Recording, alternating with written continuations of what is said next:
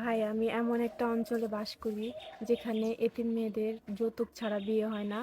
বাবা নেই বলে অপমানিত হতে হয়, অনেক কটু কথা শুনতে হয়, অনেক কিছু সহ্য করে থাকতে হয়। আমি অনেক সময় অনেক কথা শুনে সহ্য করেছি, কিছু বলিনি।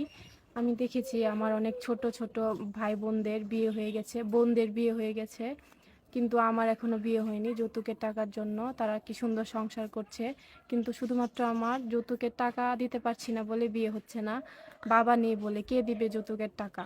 বিনা যৌ বিনা যৌতুকে কেউ যদি আমাকে বিয়ে করতে চায় তাহলে আমি রাজি আছি, তাহলে তারা যেন আপনার সাথে যোগাযোগ করে। আমাদের সাথে যোগাযোগ করবেন আপু। জি। আপু আপনার নাম কি? আমার নাম হচ্ছে সামিরা। বয়স কত? 21 বছর। আচ্ছা, আপনার সাথে যোগাযোগ করবে কিভাবে? আপনাদের মাধ্যমে। প্রিয় দর্শক, নাম সামিরা। সামিরার সাথে যোগাযোগ বা কথা বলতে চাইলে ডিসপ্লে নাম্বার দেখা যাচ্ছে, এই নাম্বার ইমো, হোয়াটসঅ্যাপ সব আছে। ইমোতে বা হোয়াটসঅ্যাপে সামিরার একটা স্ক্রিনশট মেরে পাঠিয়ে দিবেন, আমরা যোগাযোগ করে দিব। কোনো ভাই অপ্রয়োজনে ফোন কল করবেন না। আপু ভালো থাকবেন, আসসালামু আলাইকুম। ওয়ালাইকুম আসসালাম।